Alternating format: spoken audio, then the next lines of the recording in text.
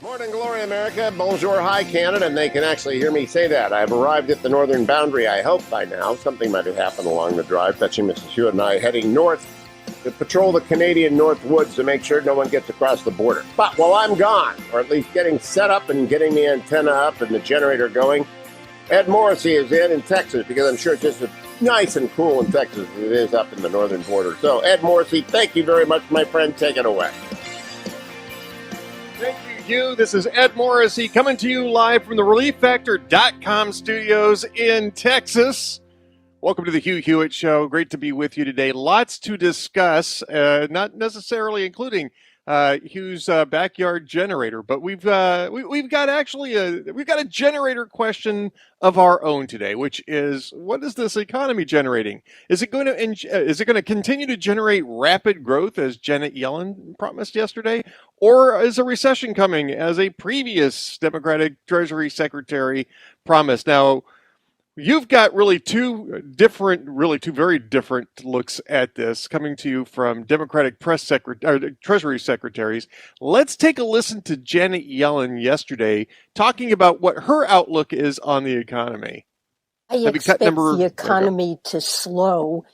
It's been growing at a very rapid rate as the labor market is recovered and we have reached full employment. Well, I'm not exactly sure how much you can squeeze into that 12-second clip, so that's not correct. First off, we haven't reached full employment. I mean, honestly, this is just math. All you have to do is go to the Bureau of Labor Statistics and take a look at the numbers, and you'll know that we haven't reached full employment. Just on a static basis, we are about 900,000 jobs short of where we started in February 2020. So that's at the very beginning of the pandemic. February was the last full month of full employment before we started shutting down parts of the economy. In March, you start losing tons of jobs. By April, you've lost 22 million of them. But in February of 2020, we had the last stable jobs level in the United States. And as of the last jobs report for May, we are 900,000 jobs, still shy of that point. So we're still technically in a jobs recovery mode. Now, that is, as I said, a static measure of the job situation in the United States. You have to also factor in that we grow the population in the United States by about 2 million to 2.5 million a year, depending on the year. Probably a little slower during the pandemic year, especially in 2020, but thanks to Joe Biden's border crisis, et cetera, it's probably actually a little significantly faster than that last year. But also in terms of births, in terms of legal migration, and that sort of thing, we're generally growing population in the United States by about 2 to 2.5 million people a year. Well, if you take the lower number, 2 million a year, and you apply the labor force participation rate, that's 60%. Actually, it's a little higher than that. 63%, I think, is the labor force participation rate. Employment to population ratio is right around 58, 59%. Well, let's go down the middle and just say 60%. So if we grew by 2 million in each year following that, and again, we're actually a little bit more than 2 years out from February 2020, that's 4 million people. And at 60%, you should expect that we would have created 2.4 million jobs more on top of what we had in February 2020 in order to employ that population growth. This is the way that you actually have to calculate. This is a reason why people would be reminded continuously, especially during the early years of the Obama administration, that really you have to add 120,000 or so jobs every month just to keep pace with population growth. So we're actually more like 3.3 million jobs short, 3.3 million jobs short of a full jobs recovery. And this is something that people forget about when they're talking about this. Now, I think it's perfectly understandable that, Joe Q public on the street doesn't remember, oh yes, we have to add in for population growth when we're talking about employment levels. I think it's even acceptable when radio hosts and, commentators on Twitter forget about population growth. But when it's your Secretary of the Treasury who is somehow not cognizant of not only have we not reached the February 2020 level of employment, but we haven't even talked about making up for population growth. Well, that's a little different kettle of fish. I would have expected Janet Yellen, if she was actually being an economist right now, rather than a Joe Biden shill, which is what she's become, unfortunately, to have remembered that and not make a claim that we're at full employment. We're not at full employment. And when you take a look at the unemployment number, 3.6%, which was in the last jobs report, you have to remember, too, that we are having some issues in calculating workforce. We're also having some issues with churn, thanks to the so-called Great Resignation, where you have people who are just refusing to fill positions and that sort of thing. This is not a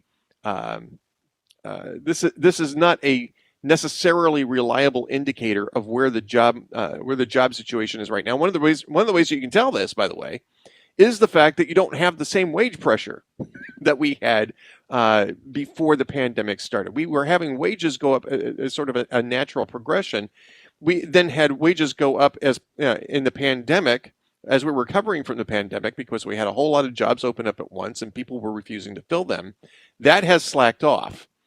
Wage growth now is far below inflation level, for one thing, but it's also not growing as fast as it had been a year ago or so. And that tells you that the labor market is not as robust as some would have it. Anyway, this is Janet Yellen. Let's hear from Larry Summers, who actually predicted the inflationary wave that Janet Yellen, Joe Biden, and the rest of the administration insisted wouldn't happen. That would be cut number 8. I think all the precedents point towards a recession, Chuck. There's always a first time for everything, and I don't want ever to make forecasts with certainty. But if you look at a whole range of indicators, if you look at what's happened in markets, if you look at the relative levels of interest rates of different durations, if you look at surveys of consumer expectations, and if you look at the simple fact that what drives inflation is supply and demand. Supply doesn't change that fast, and so mostly what you need to do to reduce inflation is reduce demand, and that is a very hard process to control, and so it usually leads to recession. Right.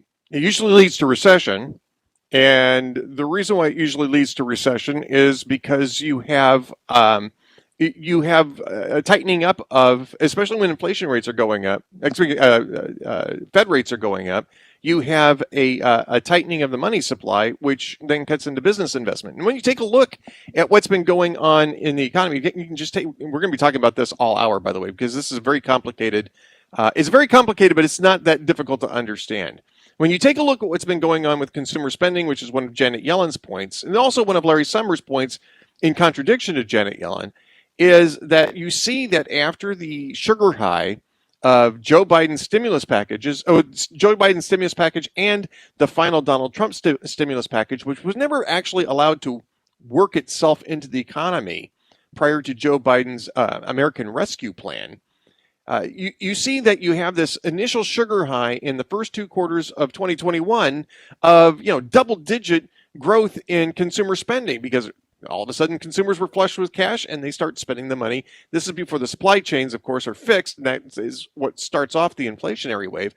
But since then, consumer spending has been moderate at best. It was 2.7% growth in Q1. It was 2.5% growth in Q4 of last year. These are not robust spending numbers. They're not bad, but they're not the type of thing that you would say, well, this is rapid growth. You take a look at business investment. Business investment actually lagged in 2021. The investment really came on the final 2 quarters of 2021 and then suddenly drops off in Q1. What does that tell you? It tells you that businesses are starting to pull back. They're starting to be very picky about their investments. And again, it was still in positive territory, but the signals are there that we're starting to enter into dangerous territory, especially with inflation going up as much as it has, and with the Fed obviously expecting to be raising interest rates. People are preparing. People are sort of building their economic bunkers at this point, businesses especially. And if you don't have that kind of business investment going on, folks, the jobs are going to start drying up and the consumer spending is going to follow. And that is the driver of the American economy. We'll have more when we come back. It's all disco today at the Hugh Hewitt Show. I'm Ed Morrissey of HotAir.com, coming to you from the ReliefFactor.com studios in Texas. Joining me right now is my good friend Salena Zito from SalenaZito.com, who is, I'm sure, just as much a fan of the disco era as I am. Salena, great to talk to you today. I mean, I don't even know what to say after that intro song. That was awesome. Hey, come on, that's ABBA. That harkens back to my youth, man. It harkens back to the last time we had an economy like this. It's true, right? Yeah, it's very reflective. By the way, it also harkens back to get to Salena's post today. We're going to segue right now on this because I really want to hear from Salena about her latest article at the Washington Examiner, talking about American decimation and the shredding of the American spirit in main streets across the United States.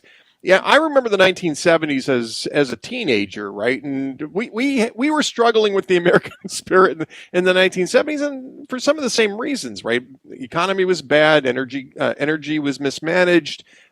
We had all sorts of political turmoil. It was just I don't know if you want to say celebrated, but the 50th anniversary of the Watergate break-in was over the weekend. And so we had all those things going on, and it really took a long time for us to sort of recover the sense of ourselves.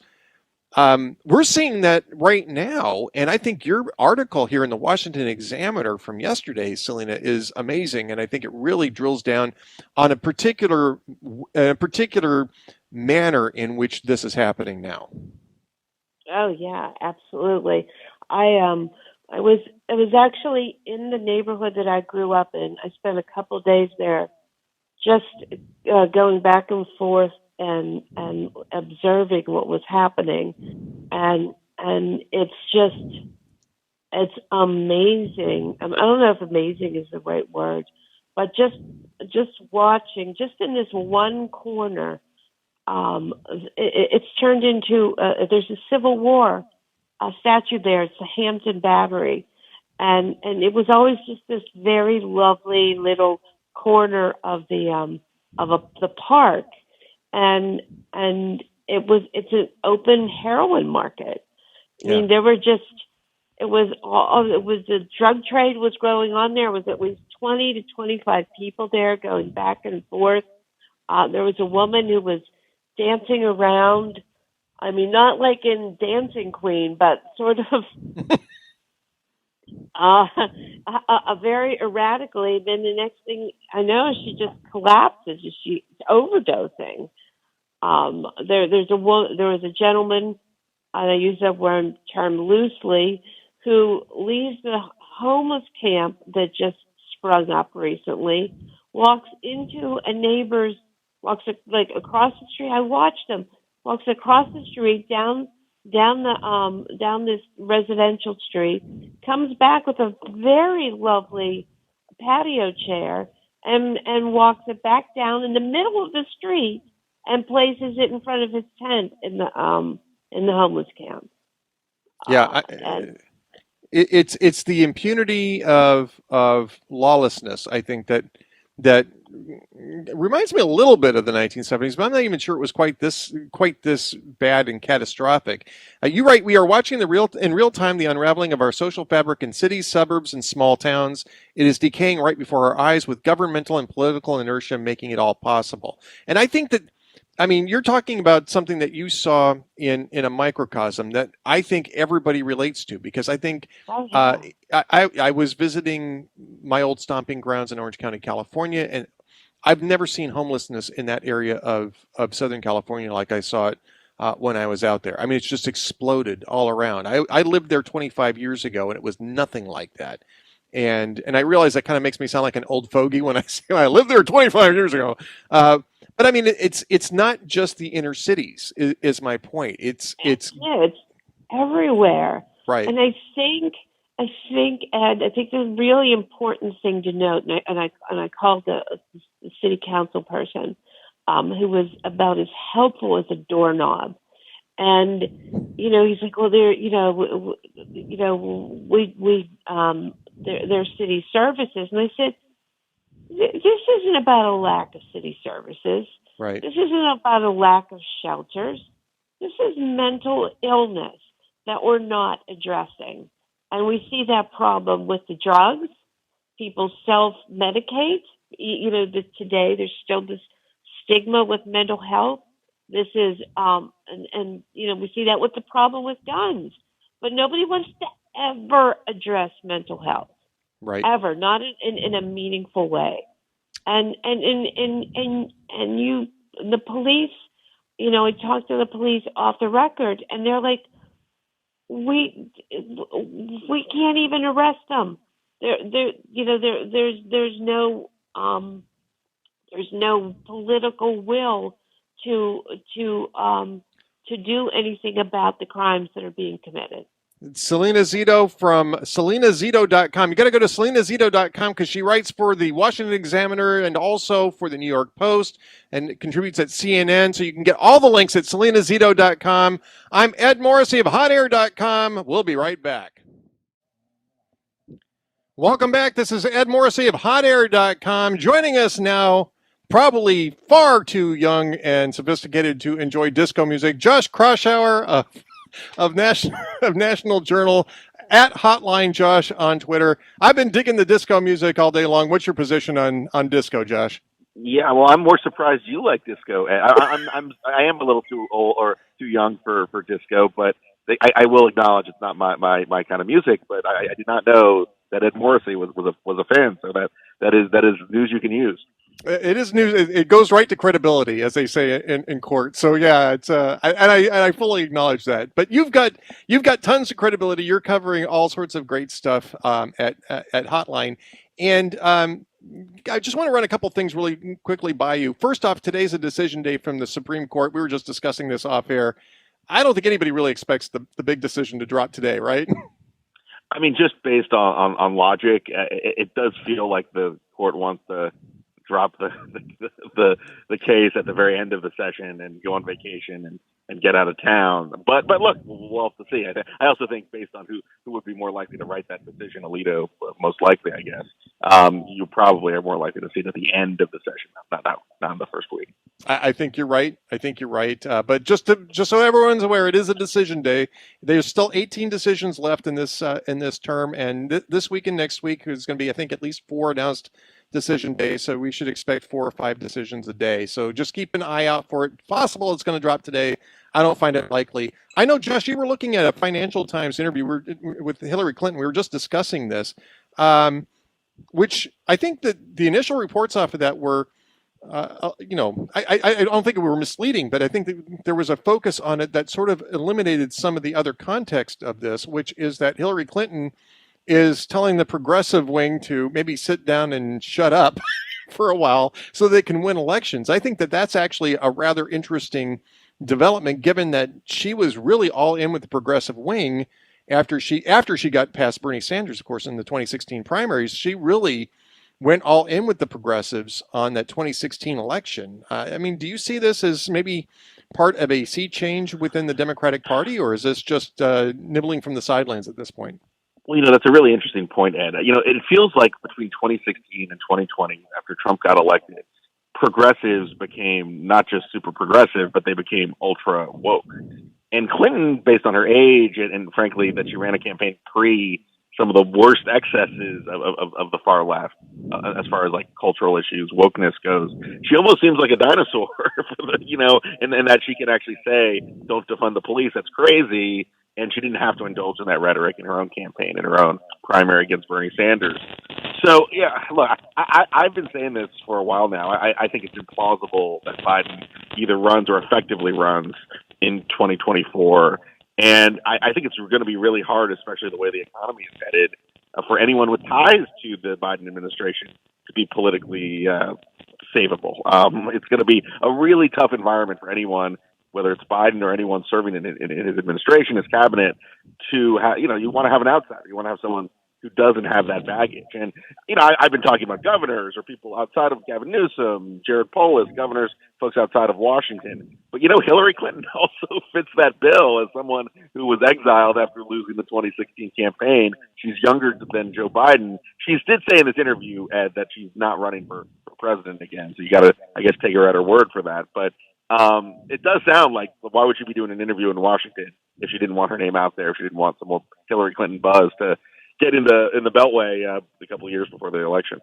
Well, it depends. I guess you could ask to see what the funding level of the Clinton Foundation is at the moment, because I suspect that it might be more about that than about a 2024 run. I mean, she'd be, 76 years old? I mean, she's younger than Joe Biden, but I think she'd be 76.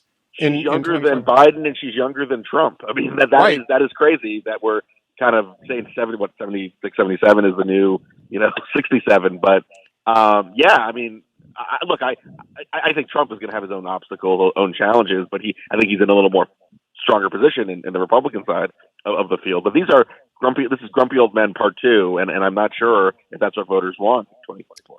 I want to ask you about the governors, because I was talking about that as well. I mean, the Democrats don't have a deep bench, in part because they're really not talking about the governors that they have in red or purple states. Jared Polis gets some visibility, but guys like Andy Beshear, who I don't think really has a personality to make a run for that, John Bell Edwards, there's a couple others that I was writing about last week. Steve Bullock, who's a former governor, who actually ran in 2020 and got bounced out earlier, the primary process. Got about 30 seconds, Josh. I mean, is there any of those people who really can step up? Oh, I think it might be painfully obvious that Democrats need someone outside of Washington by the time we get to 2024 if we're in a recession, if we're facing stagflation. Biden's numbers, look at them now. They're going to be worse if we hit a recession. Harris is going to be tagged with those same vulnerabilities. So I think voters might wise up and say, hey, we need someone totally new, totally fresh. I'd add Gretchen Whitmer of Michigan to the mix if she wins in a tough environment in Michigan. She's going to be seen very favorably by a lot of party leaders. The question is, are the voters going to follow suit, or would they want to go for the next person in line, like Vice President Harris? And it's going to be if Biden retires, ugly civil war. Josh, we're going to have to leave it at that. Josh Kraushaar at Hotline Josh on Twitter. Go follow him. I'm Ed Morrissey of HotAir.com. Thanks for listening.